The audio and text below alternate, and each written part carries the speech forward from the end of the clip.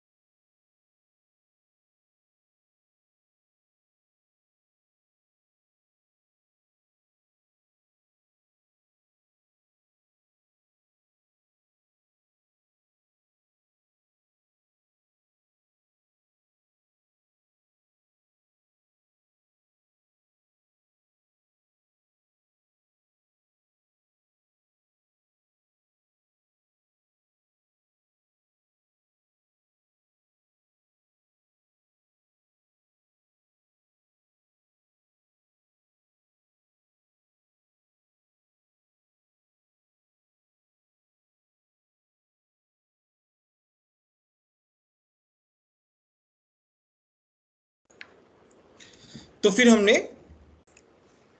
Concentration वाले methods देख लिए थे। फिर उसके बाद क्रूड मेटल में कन्वर्जन के लिए हमने देखा कि डायरेक्टली क्रूड मेटल में कन्वर्ट करना it's very difficult. It is possible only for few metals oxide. तो हमें क्या करना पड़ेगा, मेटल जिस भी फॉर्म में है उसको हमें ऑक्साइड में कन्वर्ट करना पड़ेगा। जैसे कार्बोनेटेड ओर्स के लिए हमने कैल्सिनेशन यूज किया था, और सल्फाइड के लिए हमने क्या किया था, रोस्टिंग यूज किया था, so that they can be converted into oxide wala form. Once they are converted into oxide wala form, then it is easier to reduce. उसके बाद हम कार्बन, कार्बन मोनोऑक्साइड या फिर कोई दूसरा रिएक्टिव मेटल, उनसे हम क्या कर सकते हैं, रिड्यूस कर सकते हैं। और वो हमने इलिंगम डायग्राम की हेल्प से देखा। So far we have done this much in metallurgy. अभी हम देख रहे हैं रिडक्शन वाले मेथड्स ही देख रहे हैं। जैसे पहला है गोल्डस्मिथ एल्यूमिनोथर्मिक प्रोसेस। नाउ इस प्रोसेस में क्या होता है, एल्यूमिनियम जो है वो more reactive metal as a reducing agent की तरह ट्रीट होता है। For example chromium oxide, manganese oxide या आयरन ऑक्साइड, इसके साथ अगर हम एल्यूमिनियम का मिक्सचर मिलाते हैं तो वो उसे क्या करता है, वो उसे मेटल में रिड्यूस कर देता है। जैसे यहाँ पे बोलो समझ में आया कि नहीं आया। Yes sir. बस इसमें यही है, in thermite process aluminium powder is mixed with metal oxide. In case of iron oxide, iron is obtained in the molten state, and mixture of iron oxide and aluminium powder is called thermite. बोलो समझ में आया कि नहीं। Yes.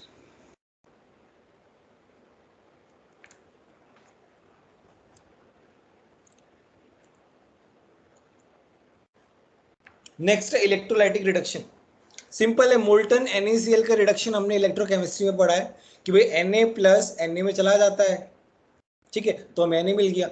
It is used for very high reactive metal, for example sodium. Sodium क्या है, बहुत ज्यादा रिएक्टिव है, तो उसके लिए बाकी और मेथड इतने सुटेबल नहीं होते जितना इलेक्ट्रोलाइटिक वाला होता है। थोड़ा महंगा होता है ये वाला प्रोसेस, बट और कोई हमारे पास तरीका नहीं है। ठीक है। नेक्स्ट है ऑटो रिडक्शन। जैसे हमने ऑटो कैटालिसिस पढ़ा है ना, और ऑटो प्रोटोलिसिस पढ़ा, काफी सारे ऐसे प्रोसेस पढ़े। तो इसमें क्या होता है, इसमें तुम्हारा जो प्रोडक्ट बनता है वहीं किसकी तरह ट्रीट होता है, रिड्यूसिंग एजेंट की तरह ट्रीट होता है। फॉर एग्जाम्पल ये यूज होता है लेड, मर्क्यूरी, कॉपर, इन सब के लिए। जैसे तुमने Cu2s का ऑक्सीडेशन किया, क्या बना, Cu2। तो जैसे ही Cu2 बनना लगता है वो Cu2s के साथ रिएक्ट करके कॉपर में कन्वर्ट होने लगता है। तो इसमें जो प्रोडक्ट बनता है ऑक्साइड वाला, वहीं इसको क्या कर रहा होता है, रिड्यूस कर रहा होता है मेटल में। तो ये वाली बात समझ में आई कि नहीं आई? Yes, sir. Yes, sir. यहाँ पे भी सेम है, यहाँ पे भी सेम है, मर्क्यूरस सल्फाइड, यहाँ पे भी सेम है, लेड सल्फाइड। देख लो अच्छे से।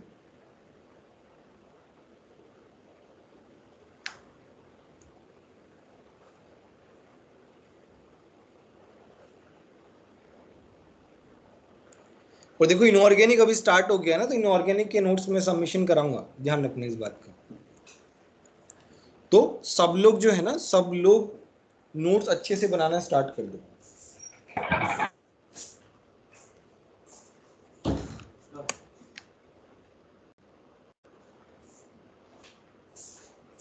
और इनऑर्गेनिक में जितने अच्छे नोट्स बनाओगे उतना ही तुम्हारा पढ़ने का भी मन करेगा। कितने लोग डेली बेसिस पे नोट्स लिखते हैं, हैंड रेज करो तो। जैसे आज लेक्चर हो गया, आज ही नोट्स कंप्लीट कर दिए।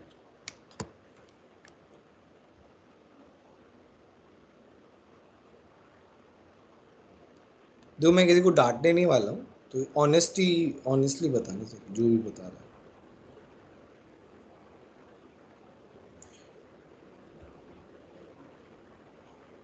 गौरव तुम नोट्स करते हो डेली? गौरव कुमार मलिक। कीर्तन पटेल तुम भी करते हो? Yes sir. वाह यार, काफी सारे लोग करते हैं यार। तो मुझे एक बात बताओ, कितने सारे लोगों ने एनसीईआरटी सबमिशन किया ही नहीं है, क्यों नहीं किया? कल देखा मैंने देखा यार बहुत सारे लोगों ने नहीं किया।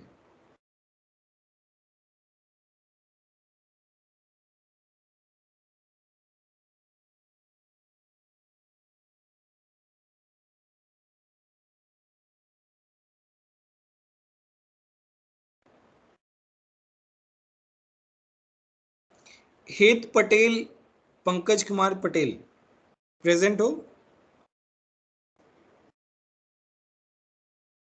हेत पटेल, पंकज कुमार पटेल।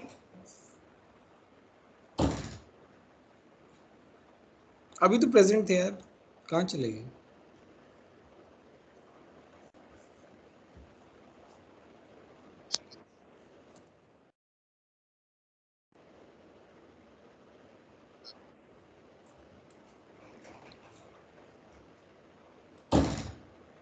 ठीक, आई थिंक उसके माइक में कुछ प्रॉब्लम है।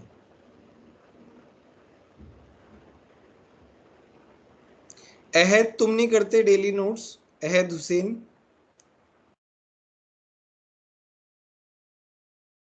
अहद प्रेजेंट हो? हाँ सर, करता हूँ।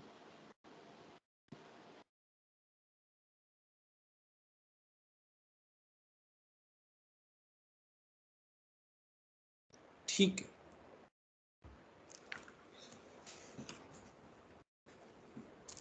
Metallurgy is very important chapter for JEE advance, ध्यान रखना इस बात का। मतलब मेंस में एक क्वेश्चन तो आएगा ही आएगा, डेफिनेटली आएगा, बट एडवांस के लिए इंपॉर्टेंट चैप्टर रहेगा, ध्यान रखना इस बात का। एडवांस के लिए इनऑर्गेनिक में तुम्हारा जैसे P block, metallurgy, coordination, chemical bonding, ये 4 चैप्टर बहुत इंपॉर्टेंट है।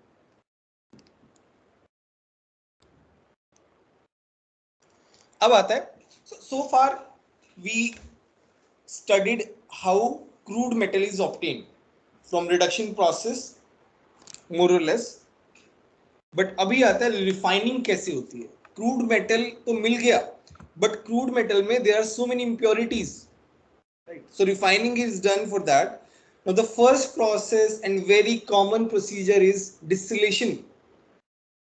So distillation सभी को पता है कैसे करते हैं, हीट करते हैं बस, इम्प्योरिटीज जो नॉन वोटाइल होती है वो रह जाती है, बाकी हमको प्योरिटी मिल जाती है.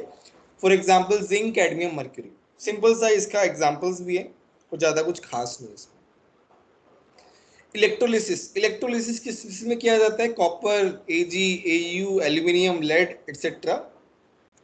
फंडा एक ही है जो हमने इलेक्ट्रोकेमिस्ट्री में पढ़ा है. एनोड इम्प्योर होगा, एनोड से मेटल आयन जाएगा सॉल्यूशन में जो कि प्योर आएगा, फिर वही प्योर मेटल आयन जाएगा कहां पे? कैथोड पे जाके मेटल की तरह चिपक जाएगा and we will get pure metal.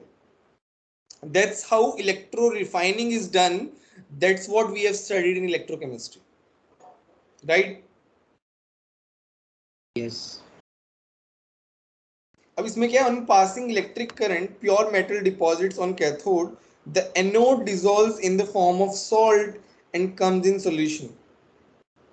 Impurities either remain dissolved in solution or settle down as anode mud around it.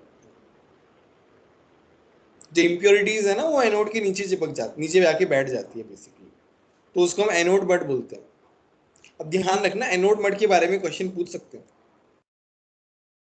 देखो मैंने मेटलर्जी के बहुत ही डिस्क्रिप्टिव नोट्स बनाए हैं. हर एक लाइन मैंने ऐड की है. वो इसलिए ऐड की है क्योंकि तुम्हें हर चीज पता होनी चाहिए और तुम भी इसी तरीके से नोट्स लिख सकते हो. एक बार जब तुम्हारा इससे फैमिलियर हो जाओगे, 2-3 बार पढ़ोगे, 2-3 बार रिवाइज करोगे और फिर ये नोट्स तुमको बहुत कम लगने लग जाएंगे, फटाफट पढ़ने लगोगे.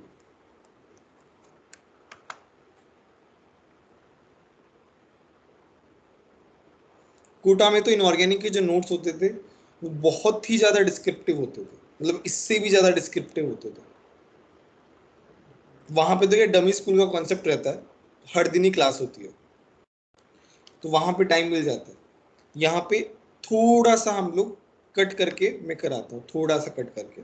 और ये वाला जो मेथड है इस तरीके से नोट्स ऑनलाइन में जैसे चल रहा है, तो उससे थोड़ा सा और भी हेल्प हो जाती है. नहीं तो नॉर्मल लेक्चर्स में इतना डिस्क्रिप्टिव नहीं होता. तो नोट्स डेली की डेली लिखोगे ना तो ही इंटरेस्ट बन पाएगा चैप्टर में. अब जैसे मान लो तुमने 5 लेक्चर्स के नोट्स नहीं लिखे, अब तुम लिखने जाओगे ना तुमको बहुत लेजी लगेगा और बहुत बोरिंग लगेगा कि यार इतने सारे नोट्स लिखने हैं. वो एक तरीके से वैसा आएगा कि अरे यार ये तो काम करना है, वैसा नहीं. डेली करोगे ना तो तुमको चैप्टर में इंटरेस्ट बनता रहेगा. अच्छा, नेक्स्ट आता है जोन रिफाइनिंग. अच्छा, जोन रिफाइनिंग प्रोसेस देखो कैसा होता है. पहले मैं प्रोसेस समझा देता हूँ. तो ये हमारा रॉड है.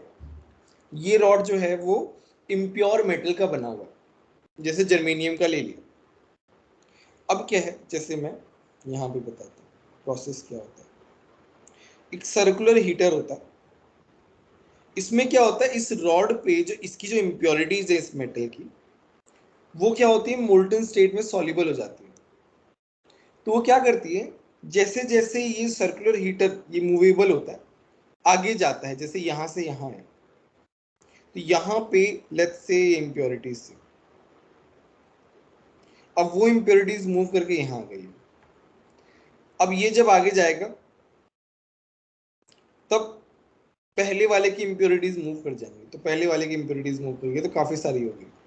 इस तरीके से लास्ट तक उसे कलेक्ट कर लेते हैं और बाद में उसको हटा लेते हैं. ये बहुत ही अच्छा मेथड है टू प्योरीफाई. इससे जो प्योरिफिकेशन का जो परसेंटेज है वो बाकी के कंपैरिजन में ज्यादा होता है. बोलो समझ में आया कि नहीं आया? Yes sir. Yes, sir. Purity कैसे करती है? क्या क्या क्या? सर इम्प्योरिटीज मूव कैसे करती है? इम्प्योरिटीज मूव कैसे करती हैं, ठीक है. तो जैसे ये सॉलिड है, यहाँ पे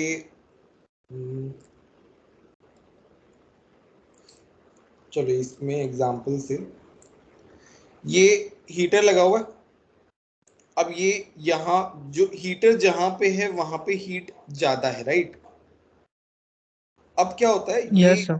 जब हीटर मूव करता है ना, तो तुम्हारी इम्प्योरिटीज क्या हो गई है, मेल्ट हो गई है। तो वो भी जो है, जैसे जैसे हीटर थोड़ा सा आगे बढ़ा, तो वैसे ही वो मेल्ट होके आगे आ जाती है। इसी तरीके से वो मेल्ट होके आगे आगे आते आते हीटर के साथ ट्रेवल करती है, बिकॉज ऑफ द हीट।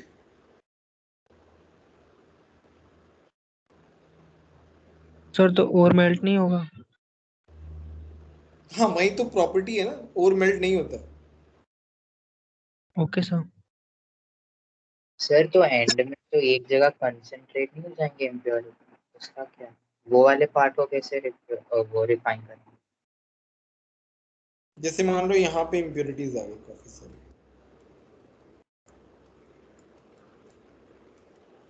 यहाँ मेरा हीटर लगा हुआ है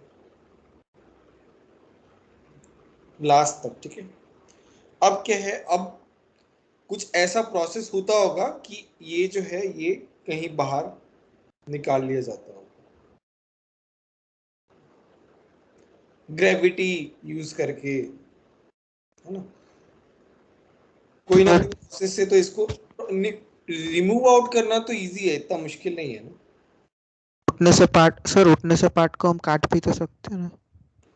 अब वो पार्ट काटना जो है वो वैसा रहेगा ना, थोड़ा हम और कोई कम कर रहे हैं। काट भी सकते हैं अगर नहीं जा रहा है तो, क्योंकि इम्प्योरिटीज तो काफी सारी चली गई ना। थोड़ा सा पार्ट काटना होगा तो काट भी सकते हैं, वो खैर डिपेंड करता है। यस सर, एनसीईआरटी में भी। एग्जैक्ट प्रोसेस नहीं पता है, मैं बस वो अंदाजा लगा रहा हूँ कि इस तरीके से प्रोसेस होते होंगे। एनसीईआरटी में भी किया है, तो वो जो एंड पार्ट होता है ना उसको काट देते हैं। हाँ, तो काट देते होंगे क्योंकि छोटा ही पार्ट होता है ना वो। Yes sir.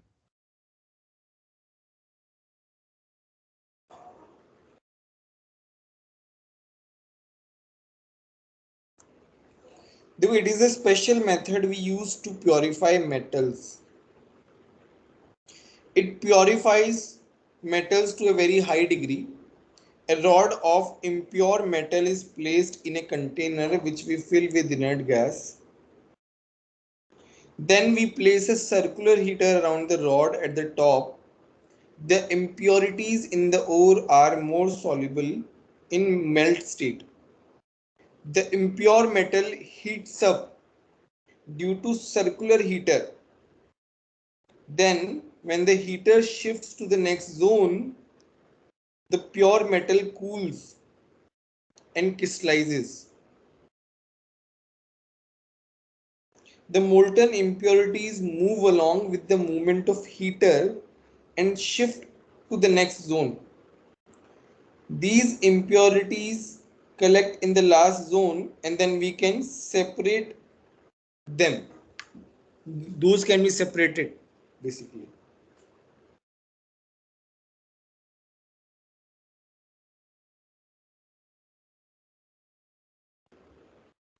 बोलो, कोई डाउट है क्या? No sir.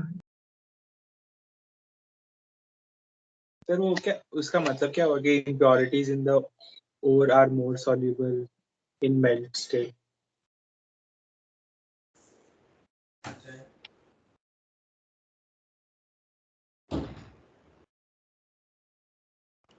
More soluble in melt state.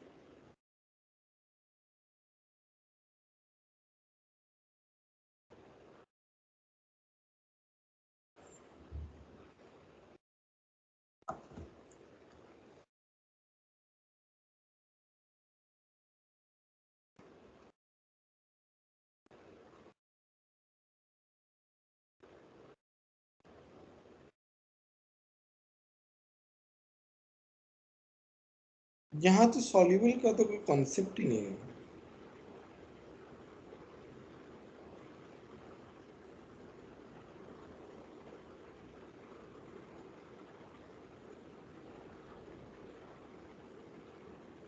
Stable हो सकता है, आई थिंक ये।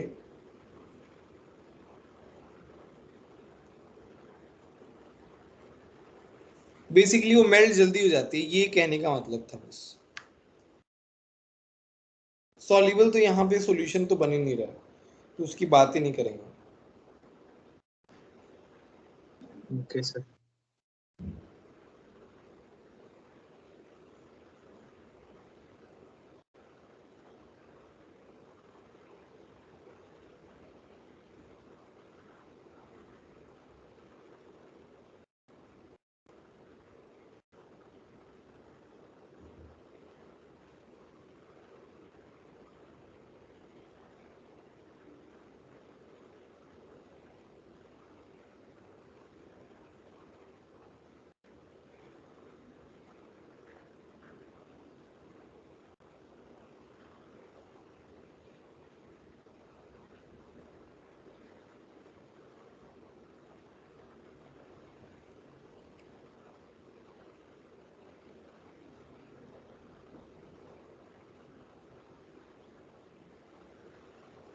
ठीक है,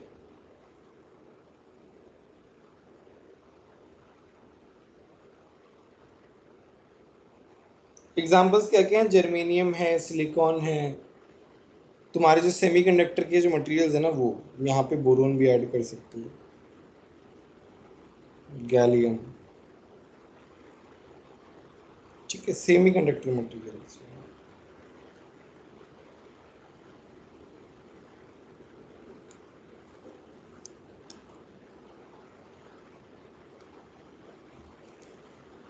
नेक्स्ट आता है वेपर फेज रिफाइनिंग।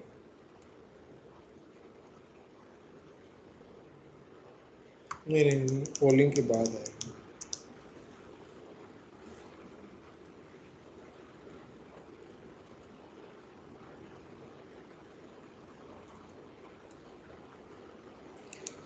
अच्छा, पॉलिंग प्रोसेस में क्या होता है? पॉलिंग प्रोसेस में हम क्या करते हैं, तुम्हारा जो ओर है उसमें हम क्या करते हैं, एक वुडन ब्लॉक जो है ना, ग्रीन पोल्स ऑफ वुड, वो डिप करते हैं basically. Molten impure metal is stirred with green poles of wood. The green poles of wood release the hydrocarbon gases which reduce the oxide impurities। तो यहाँ पे क्या है, तुम्हारा जो मेटेलिक ऑक्साइड है, अब green Paul's of would say जो हाइड्रोकार्बन गैस रिलीज हुई जैसे मीथेन है, वो क्या करती है, वो इसको क्या कर रही है, रिड्यूस कर रहा है। समझ में आ रहा है कि नहीं आ रहा? बोलो। यस। हो गया, इतना ही है बस पॉलिंग में। इसमें पॉलिंग में क्या है कि ये कॉपर के लिए यूज होती है, ये याद रहना चाहिए।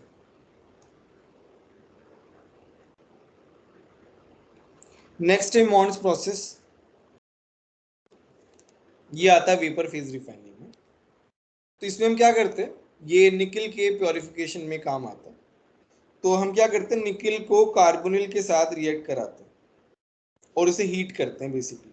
तो निकल जो है वो इम्प्योर है, बट कार्बोनिल के साथ वो पार्ट रिएक्ट करेगा जो प्योर है, तो उससे जो कॉम्प्लेक्स बना है हमारा, दैट इज प्योर। अब उसको हम हीट करके क्या करते हैं, मेटल में तोड़ लेते हैं। अब जो मेटल मिलेगा दैट विल बी प्योर।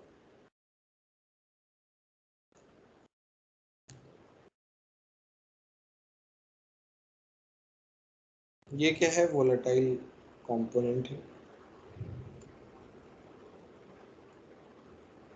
समझ में आ? Yes sir. यस। नेक्स्ट है, ये इस तरीके से लिखा हुआ है बट इसका प्रोसेस बता देता हूँ। वैन आर्केल मेथड, इसमें क्या होता है, सिमिलर प्रोसेस है ये मॉन्स प्रोसेस की तरह। टाइटेनियम यूज किया जाता है और वो भी आयोडीन गैस की प्रेजेंस में हीट किया जाता है। यहाँ पे क्या बनती है, इसकी वेपर्स बनती हैं और फिर हम उसे हीट करके वापस से प्योर में कन्वर्ट कर लेते हैं, तोड़ देते हैं इसको। इसके एग्जांपल्स में सर इससे zirconium आते टाइटेनियम हैं। के लिए होता है? क्या क्या? सर सिर्फ टाइटेनियम के लिए होता है? Titanium and zirconium. Okay sir.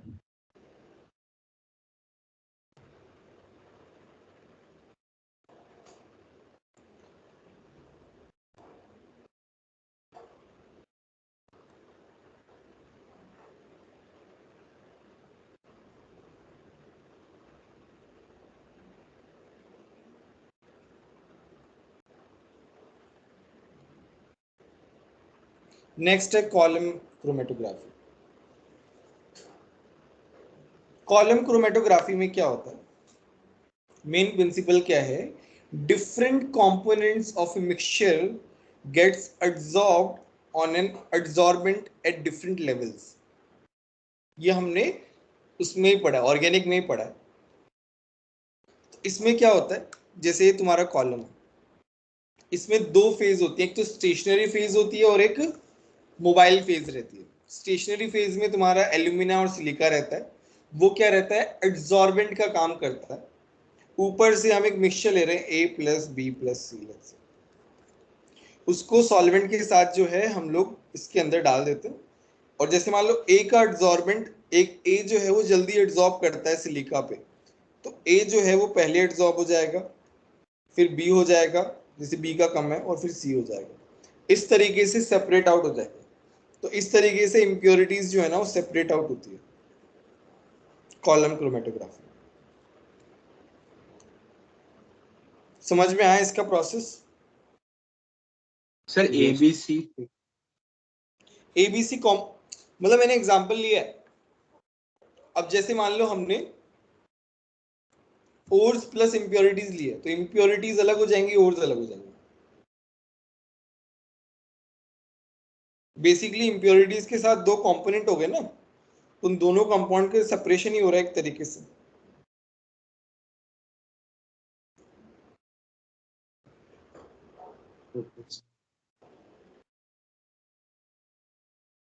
बोलो समझ में आया कि नहीं आया?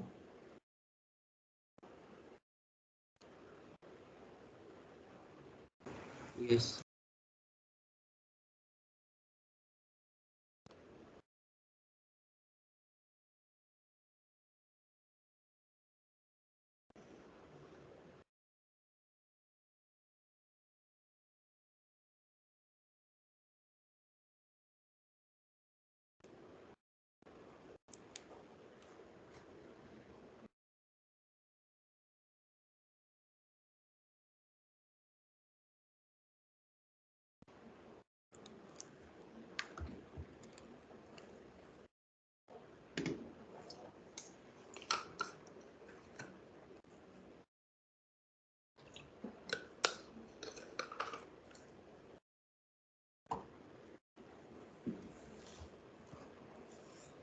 नेक्स्ट है लिक्वेशन। लिक्वेशन में क्या होता है, जनरली लो मेल्टिंग मेटल जो है ना वो हम लोग क्या करते हैं, जैसे इम्प्योर मेटल है, उस इम्प्योर मेटल को हम लोग इसमें डालते हैं। ये स्लोपी वाला सरफेस है, यहाँ पे क्या है, फर्नेस लगा हुआ, हीट कर रहा है। तो उसमें क्या होता है, इम्प्योरिटीज जो रहती है ना वो इतनी जल्दी मेल्ट नहीं होती है, बट तुम्हारा मेटल मेल्ट हो जाता है। तो इम्प्योरिटीज तो यहीं रह जाती हैं, देखो यहाँ पे इम्प्योरिटीज है, बट तुम्हारा मेटल मेल्ट होके अलग हो जाता है। तो इसमें हम ऐसी मेटल यूज करते हैं जिसका मेल्टिंग पॉइंट जो है वो कम हो। समझ में आया प्रोसेस? बोलो। Yes, sir. Yes, sir. Yes. Simple process है। A low melting point like tin can be made to flow on a slopy surface to separate it from high melting impurities. बस सिंपल सा process है liquation वाला। यहाँ पे लिखा हुआ है, in this method temperature of furnace is maintain just above the melting point of metal to be separated which allows liquid of pure metal to be flown down without impurities. बोलो समझ में आया कि नहीं आया? Yes, sir. Yes.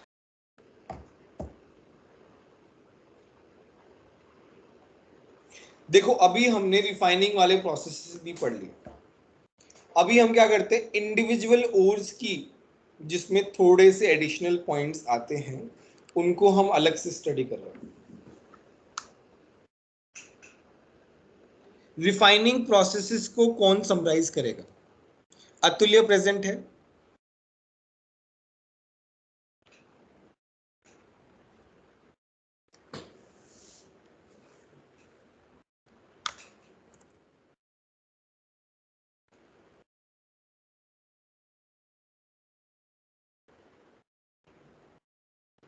Yes, sir.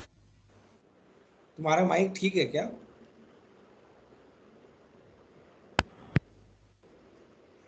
नहीं ठीक है, रहने दो, तुम रहने दो।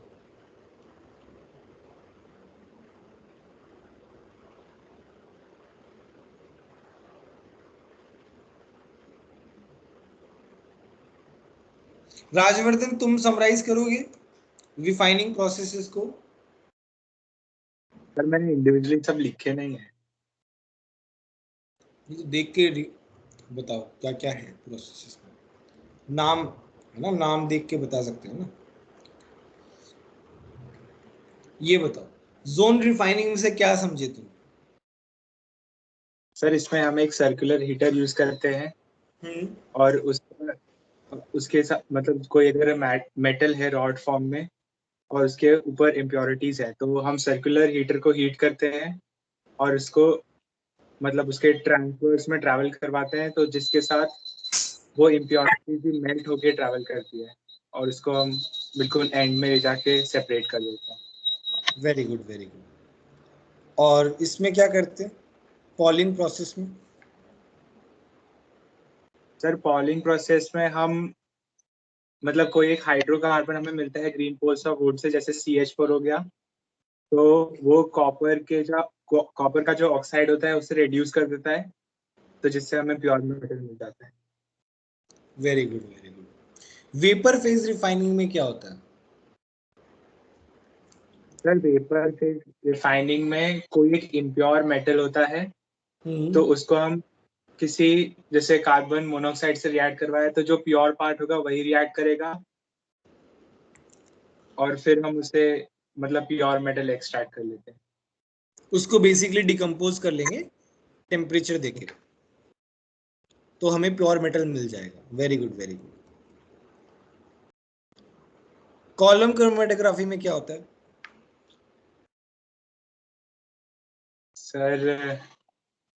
सर ये मुझे ढंग से नहीं समझ में है। कोई बात नहीं, हर्ष गुप्ता समझाओगे कॉलम क्रोमेटोग्राफी यस थोड़ा सर। सा? बोलो। सर यहाँ पे हम लोग सिलिका यूज करते हैं जो एडजॉर्बेंट की तरह काम करता है, एडजॉर्बेंट की तरह काम एड्सॉर्बेंट की तरह एडजॉर्बेंट की तरह काम करता है। इसके अंदर हम लोग मिक्सचर लेते हैं, जैसे A+B+C 3 इम्प्योर मिक्सचर्स लेते हैं जिनकी एडजॉर्बेंट पावर्स में डिफरेंस होता है। जो ज़्यादा एडजॉर्ब हो पाता है इस सॉल्यूशन को हम लोग उस सिलिका के ऊपर ड्रॉप कर देते हैं। यहाँ पे जिसकी एडजॉर्बेंट पावर ज़्यादा होती है वो जल्दी एडजॉर्ब होके ऊपर ही रह जाता है। Very good, very good. तो जैसे तुम्हारे पास सॉल्यूशन सॉल्यूशन तो क्या है, तुम्हारे पास ओर है, एक प्योर पार्ट है, एक इम्प्योर पार्ट है। Now let's say pure part gets absorbed faster than impure part. तो जब हम उसे सॉल्वेंट के साथ हम उसको सॉल्यूशन में डालेंगे, मतलब स्टेशनरी फेज के अंदर डालेंगे, सिलिका के अंदर डालेंगे, तो सिलिका प्योर पार्ट को पहले एब्जॉर्ब कर लेगा, तो वो सेपरेट हो जाएगा इम्प्योर पार्ट से। That's how this separation works.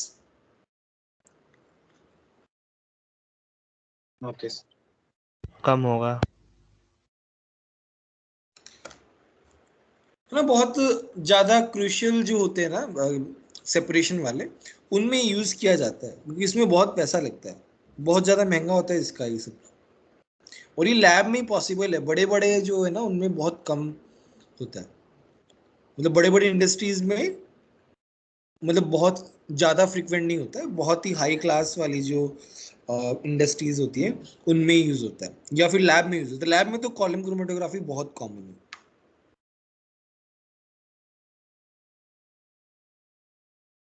ये तो यहाँ पे मेंशन कर दिया, बट बहुत ज़्यादा बड़ा इंडस्ट्रियल प्रोसेस नहीं है कॉलम क्रोमेटोग्राफी, छोटे स्केल पे यूज कर सकते हैं इसको। नेक्स्ट है लिक्वेशन। सर हाँ हाँ बोलो। सर वो कॉलम में पहले प्योर मेटल एब्जॉर्ब होता है कि इम्प्योरिटी एब्जॉर्ब होती है? ये depends on the metal and impurities both. अच्छा ओके। हम पहले से नहीं बोल सकते। सर तो दक्ष, फिर तुमने भी असाइनमेंट सबमिट नहीं किया? नहीं सर। क्यों नहीं किया?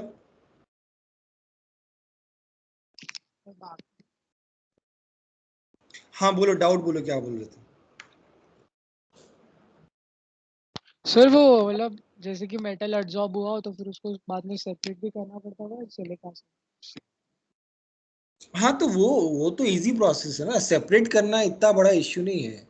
एक बार वो वहां पे सेपरेट हो गया तो वो ग्रेविटी की वजह से सॉल्वेंट डाल देते हैं, तो पहले इम्प्योरिटी हम लोग अलग कर लेते हैं और फिर हमारे पास प्योर वाला पार्ट आ जाता है। अच्छा ओके।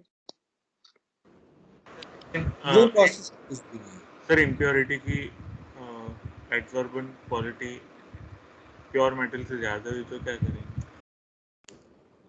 हाँ तो प्योर अलग हो जाएगा ना, सेपरेशन हमारे लिए इंपॉर्टेंट है। चाहे इम्प्योर पार्ट पहले अलग हो चाहे प्योर पार्ट अलग हो, सेपरेशन तो हो गया ना।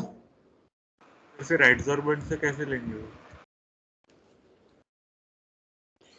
ऑर्गेनिक में बताया था, बट ठीक है मैं बता देता हूँ। देखो अब ये अलग अलग हमारे पास वो मिल गए।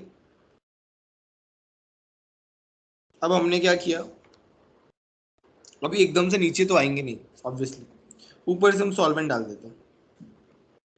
सॉल्वेंट क्या होता है, न्यूट्रल होता है सॉल्वेंट। ऐसा नहीं है कि वो ए को अट्रैक्ट कर रहा है बी को नहीं कर रहा है, ऐसा कुछ नहीं है।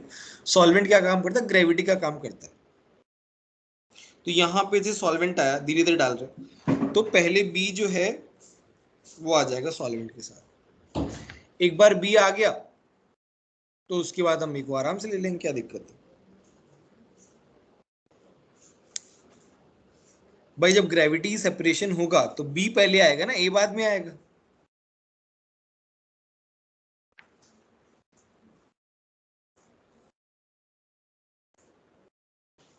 समझ में आया दर्पण? यस सर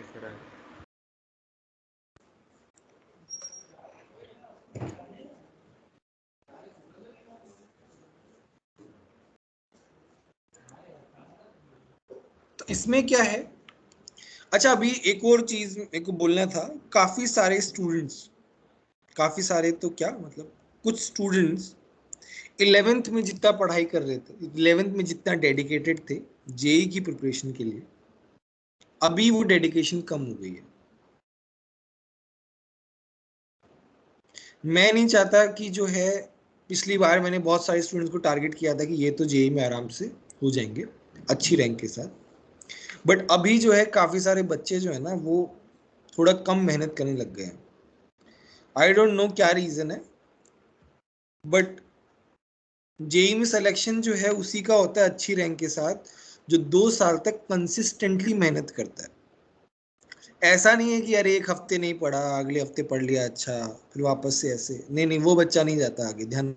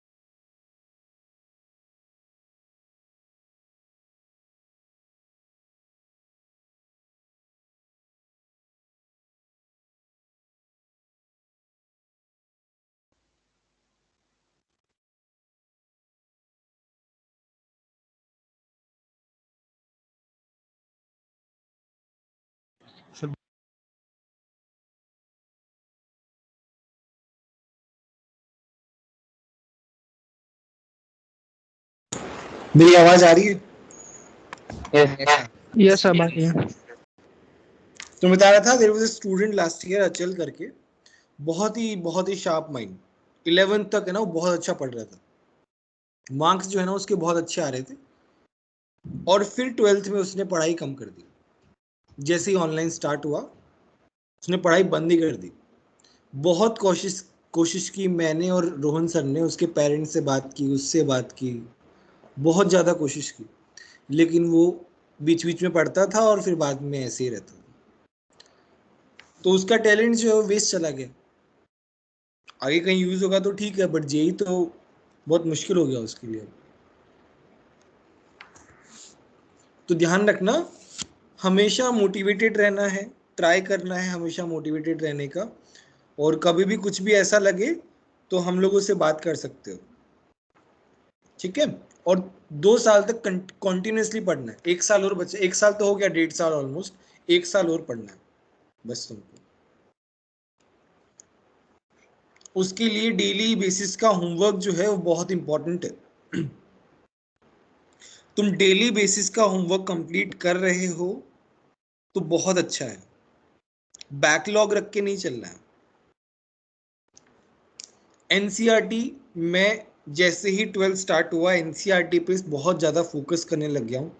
काफ़ी सारे बच्चे एनसीईआरटी पढ़ भी रहे, बट काफ़ी सारे बच्चे अभी भी उसके असाइनमेंट्स नहीं कर रहे। देखो, मेरे को दिखाने की ज़रूरत बहुत ज़्यादा वो नहीं है, तुम्हें खुद से आना चाहिए। कल मैंने देखा कि 60-70% बच्चों ने एनसीईआरटी का सबमिट किया ही नहीं है। मुझे नहीं अच्छा लगता कि बार बार मैं ग्रुप पे कंप्लेन कर रहा हूँ बच्चे की, फिर उसके पेरेंट्स कुछ बोल रहे हैं, है ना, वो सब मेरे को नहीं उसमें उतना मजा आता। कभी कभी मैं कर भी देता हूँ थोड़ा स्ट्रिक्ट होने के लिए, बट वो मेरे को अच्छा नहीं लगता। वैसे फोर्स करके पढ़ाना ये सब मेरे से नहीं हो पाता है, तुम्हें खुद से आना चाहिए। मैंने बोला बाकी चाहे कुछ मत करो, एटलीस्ट एनसीईआरटी तो होनी चाहिए। एनसीईआरटी भी हो जाएगा तुम्हारा तो भी तुम्हारा एटलीस्ट जेई मेन तो क्लियर हो जाएगा, और बाकी जिसको जितना आगे जाना है उतना ज्यादा पढ़े, ठीक है। एनसीईआरटी हमेशा ध्यान रखना, एनसीईआरटी का होमवर्क सबमिट होना चाहिए हमेशा टाइम पे, सब लोग करने चाहिए एनसीईआरटी। चलो ठीक है, अब हम पढ़ते हैं इंडिविजुअल मेटल्स के लिए। फॉर एग्जांपल एल्यूमिनियम बॉक्साइट के लिए पढ़ते हैं। उसके लिए हमने लीचिंग प्रोसेस देखा था for the dressing of the ore. यहां पे हम और भी मेथड्स पढ़ेंगे। जैसे इसका आउटलाइन है कि पहले हमने कॉन्सेंट्रेट किया बेयर्स प्रोसेस से सॉरी, Al2O3 बना, फिर हॉल हेरोल्ड प्रोसेस से हमने एल्यूमिनियम, क्रूड एल्यूमिनियम निकाला, फिर इसको रिफाइन किया हूप्स प्रोसेस से। तो यही तुम्हारा आउटलाइन है। अभी इसमें हम एक एक प्रोसेस देखते हैं। कॉन्सेंट्रेशन के लिए पहला है bears process, that is used for red bauxite, जिसमें मेन इंप्योरिटी आयरन ऑक्साइड की होती है, ठीक है। तो इसमें क्या होता है, bauxite is crushed in heated with NaOH, which forms soluble meta-aluminate. Ferrous oxide converts into ferric oxide and remain insoluble after reacting with NaOH and get settled down. तो settle down हो जाता है। जैसे ये वाला प्रोसेस, सोडियम मेटा एल्यूमिनेट बना, पानी से रिएक्ट करवाया, इसका पीपीटी बना। जैसा लीचिंग में प्रोसेस था सेम प्रोसेस हो रहा है, मतलब रिएक्शंस जो है वो वही हो रही है, बस तरीका थोड़ा सा बदल गया। यहाँ पे हम आयरन ऑक्साइड को हटा रहे हैं बेसिकली, थोड़ा सा ही चेंज हुआ, ज्यादा कुछ चेंज नहीं हुआ बेयर्स प्रोसेस में। तो हॉल्स प्रोसेस में हम क्या करते हैं, Na2CO3 के साथ डिफ्यूज करते हैं। Na2CO3 के साथ डिफ्यूज करते हैं और हमारा सेम टाइप का रिएक्शन हो रहा है, बाद में CO2 के साथ रिएक्ट करके Na2CO3 वापस से आ जाता है। मेरा जो मेन रिएक्शंस है कि Al2O3 और से NaLO2 बन रहा है, फिर NaLO2 से ALOH का होल थ्राइस बन रहा है, उसको हीट करने के बाद Al2O3 बन रहा है। तो मेरा जो मेन रिएक्शन का सीक्वेंस है दैट इज सेम, बस जो हम प्रोसेस यूज कर रहे हैं, जो मिक्स कर रहे हैं वो डिफरेंट है, बाकी सब कुछ सेम है।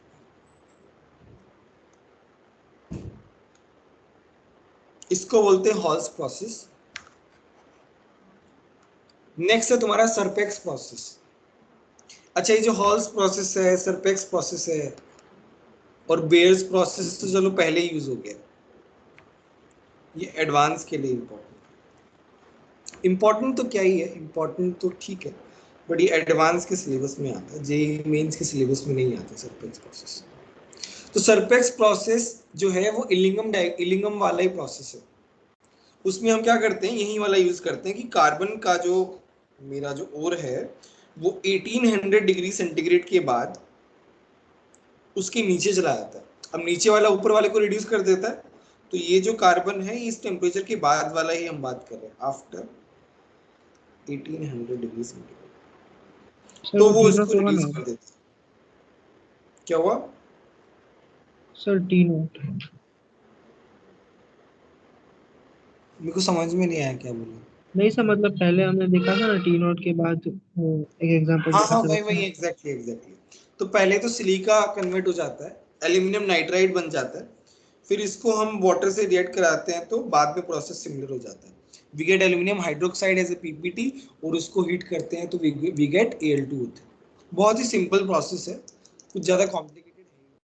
बस यहाँ पे एक अलग बात क्या दिख रही है, मेन इम्प्योरिटी जो है वो सिलिका है, दूसरी एल्यूमिनियम नाइट्राइड बन रही है।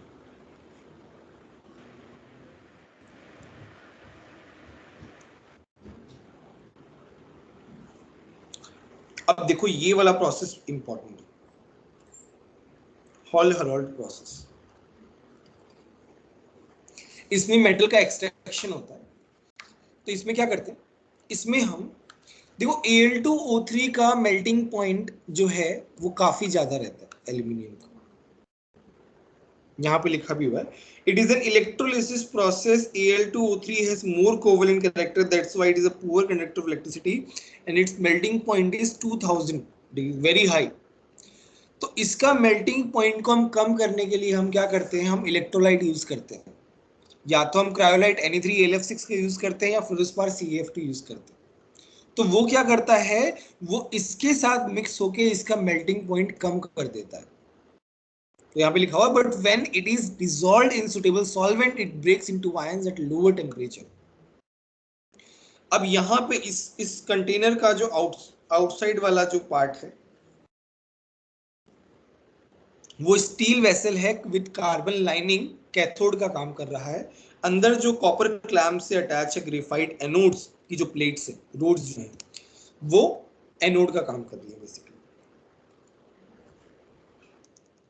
यहाँ पे प्रॉपर કોઈકવાર નહીં હાલી જતા આપણે અહીંયાથી આમ લઈ આવીએ હોય છે કોઈકવાર પેલું દિવાલ પર થઈને પાછો આવતો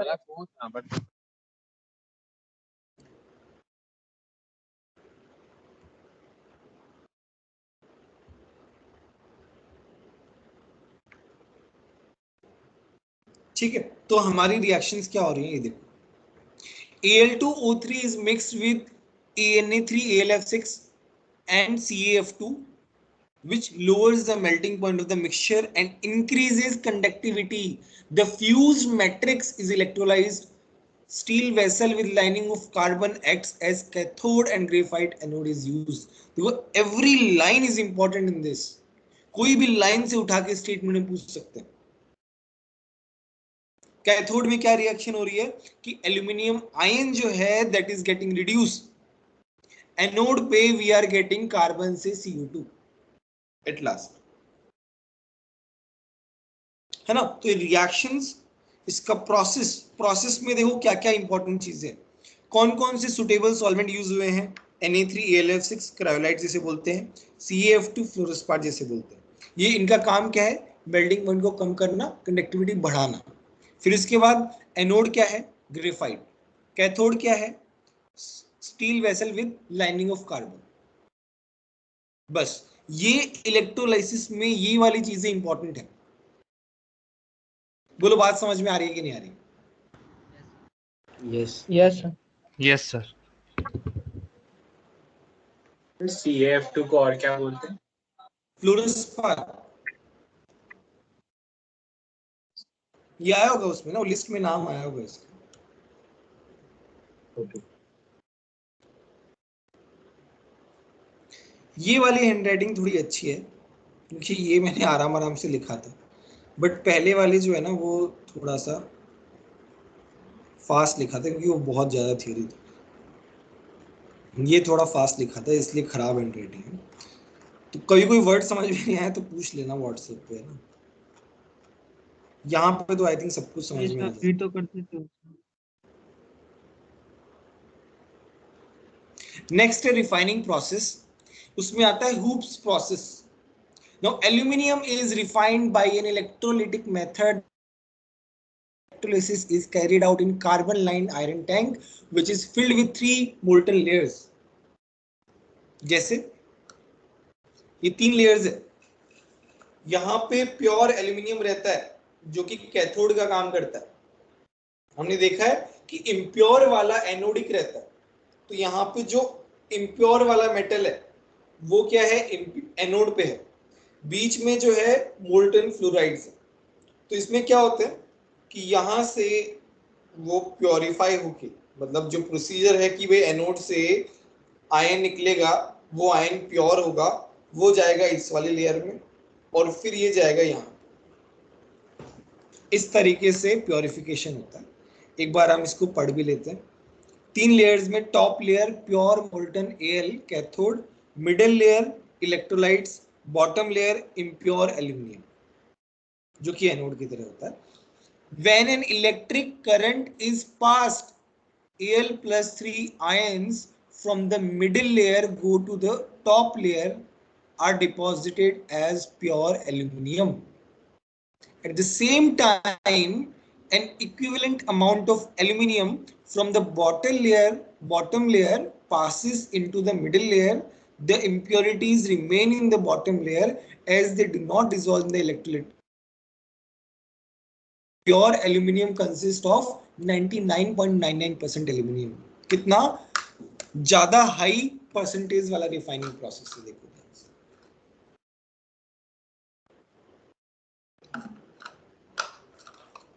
अब बोलो किसी को डाउट है क्या इसमें? सर हाँ बोलो। सर इतना हाई टेम्परेचर जो अचीव, वो सिर्फ हीटर्स की वजह से होता है या उसमें कोई रिएक्शंस की हीट यूज होती है उसमें?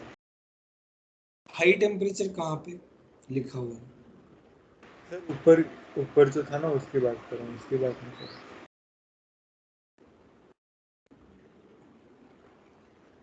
हाई टेम्परेचर कहीं लिखा हुआ ही नहीं है सर वो 1800 डिग्री सेल्सियस था ना, उसकी बात कर रहा हूँ। ऊपर ऊपर था ना वो तो। हाँ उसमें कुछ डाउट है क्या? सर उसमें क्या वो डाउट? इतना पूछना था कि उतना हाई टेम्परेचर अचीव कैसे होता है? वो सिर्फ हीटर्स की यूज लेते हैं, उसमें कुछ रिएक्शन भी यूज होती है? नहीं, हीटअप करने के इंडस्ट्रियल प्रोसेसेस है ना, तो इतना मुश्किल तो है ही थोड़ा सा, बट वो डुएबल है। 1800 बहुत बड़े वो यूज होते हैं, कॉइल्स वगैरह यूज होते हैं, बहुत ज्यादा हीटअप किया जाता है। जैसे बड़े बड़े वेल्स होते हैं, मतलब मैंने वो हिंडाल्को इंडस्ट्री में काम किया तो वहां पे बहुत बड़े बड़े वेल्स होते हैं, वो केवल हीट करने के लिए यूज होते हैं, वहां पे इस तरीके का अरेंजमेंट किया जाता है। सर ब्लास्ट फर्नेस यूज कर सकते हैं? ब्लास्ट फर्नेस आयरन के लिए यूज करते हैं।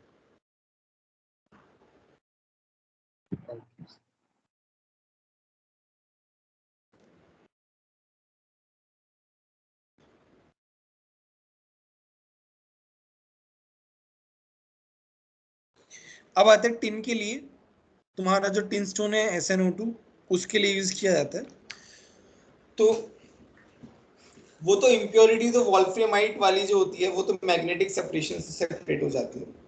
अगर मान लो SnO2 के साथ ये वाली इम्प्योरिटी भी है तो उनको भी इस तरीके से सेपरेट कर लिया जाता है पार्शियल रोस्टिंग से, और सल्फर और आर्सेनिक की इम्प्योरिटीज है ना वो भी रिमूव कर दी जाती है। अब ना इन सब छोटे छोटे क्वेश्चन पूछ सकते हैं।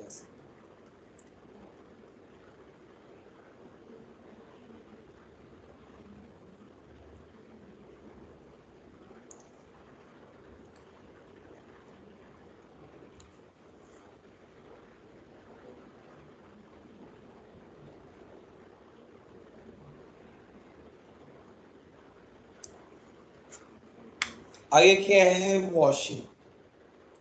वॉशिंग में क्या है, the or is washed with hot water To dissolve out copper sulfate and iron sulfate, the lighter ferric oxide is washed off while the concentrated tin sinks to the bottom. It is called black tin. Black tin बोलते हैं जो bottom पे आता है. Impurities wash off हो जाते हैं. फिर स्मेल्टिंग में क्या करते हैं हम इसको कार्बन के साथ रिएक्ट कराते हैं. SiO2 जो है वो स्लैग की फॉर्मेट में अलग हो जाता है. Molten metal is cast into blocks. It is known as block tin. It is known as block tin. फिर प्योरिफिकेशन के प्रोसेस है पॉलिंग, लिक्वेशन, इलेक्ट्रोलाइटिक रिफाइनिंग, इस तरीके से. तो ये हमारा टिन का हुआ. बोलो अभी कोई डाउट है?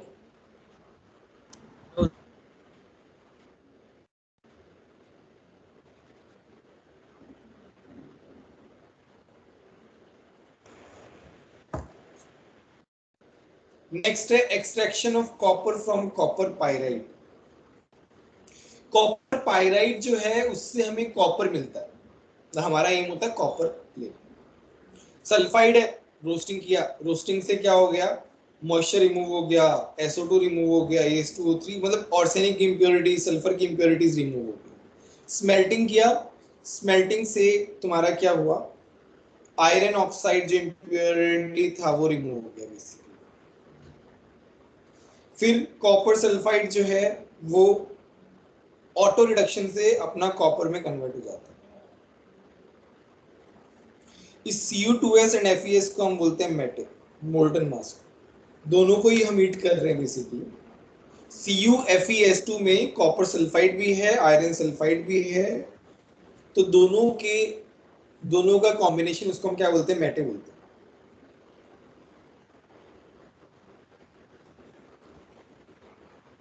अब आता है पैसिमराइजेशन. पैसिमराइजेशन एनसीईआरटी में नहीं दिया है.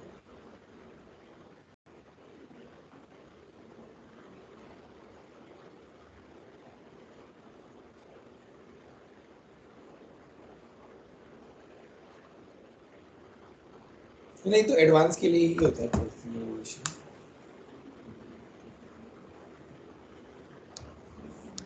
तो इसमें क्या होता है, molten matte is taken in Bessemer converter and heated bye blowing hot blast of air and sand through tyres. तो देखो इसमें क्या होता है, ये तुम्हारा मोल्टन मैटे प्लस सैंड. इसमें तुम क्या कर रहे हो, हॉट एयर पास कर रहे हो और ये टायर्स जो नोजल्स जो है ना उससे ये हीट अप हो रहे हैं बेसिकली. मैटे जो है ना वो हीट अप हो रहा है.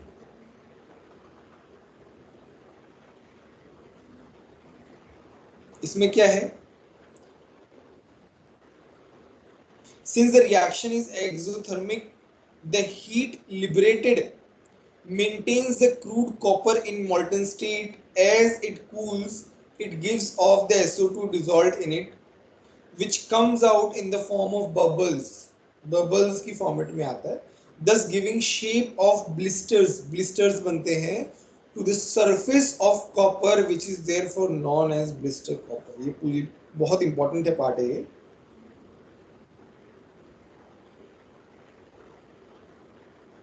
ब्लिस्टर कॉपर कैसे बनता है पता होना चाहिए. बोलो समझ में आया कि नहीं? Yes sir. Yes sir. किसी को अभी तक कोई भी डाउट है तो पूछ लो. सर वो एक बार पॉली वाला समझाएंगे? कौन सा वाला? मतलब सर पॉली सर ऊपर रिफाइनिंग में सर, मतलब मेरा नेटवर्क से थोड़ा प्रॉब्लम था. हाँ तो पॉलिंग बता देंगे, पॉलिंग में क्या है. तो प्योरिफिकेशन पॉलिंग से कर सकते हैं हमने देखा, और इलेक्ट्रोलाइटिक रिफाइनिंग से कर सकते हैं. पॉलिंग में क्या है, पॉलिंग में कुछ भी नहीं है.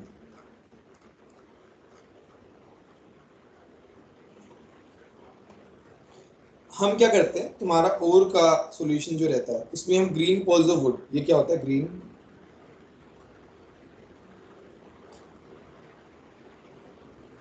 पॉल ऑफ वुड, ये क्या करता है, इट रिलीजेस CH4. तो वो CH4 क्या करता है, वो Cu2O को रिड्यूस कर देता है, कॉपर ऑक्साइड को copper. Okay sir, thank you sir. और किसी को कुछ पूछना है तो बोलो।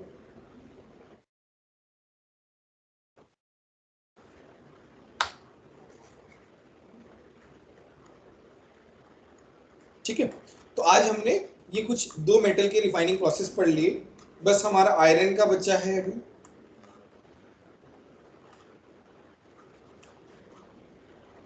आयरन का बचा, आयरन का बहुत इंपॉर्टेंट है, बहुत ज्यादा इंपॉर्टेंट आयरन वाला तो। और फिर उसके बाद लेड का है, वो तो ठीक है, इतना कुछ खास नहीं है, बाकी इतना कुछ खास नहीं है। मेन तो तुम्हारा आयरन का बचा होगा, वो हम कर लेंगे। सबसे ज्यादा इंपॉर्टेंट ही आयरन का है। किसी को कुछ पूछना है तो बोलो।